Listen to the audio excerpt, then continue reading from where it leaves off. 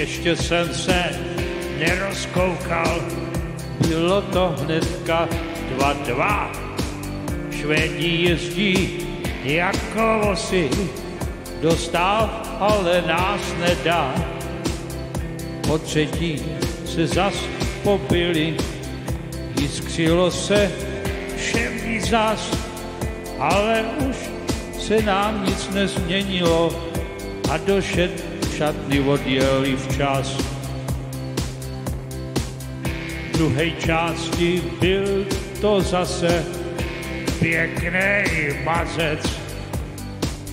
5-3 jsme to zařídili, pár zranění nám dec. Jestli to tak dále půjde, tak to bude binecla. Kluci hrajou tak parádně, lidí srdce jásá.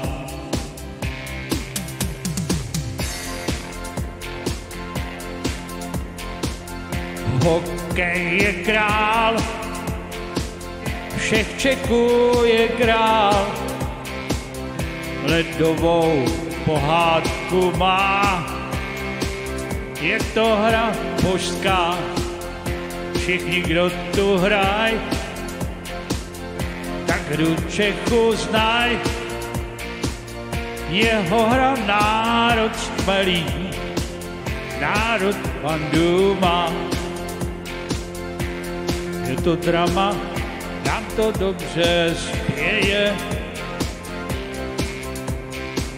Všichni lítaj, rychle bruslí, soupeři to nedaj.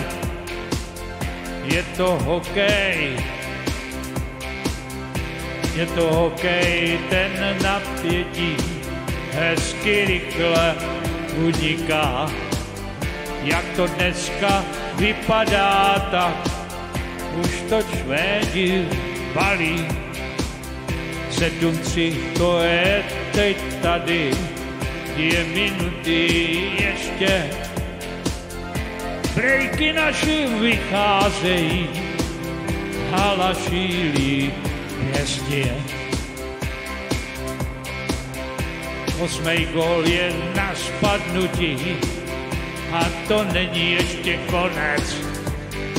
Díky hoši, to finále letos jistý zas máte. Doufejme, že se to nedáte, zítra hokej hrajete. Jděte do nich jako vždycky, jim to zas naklapete.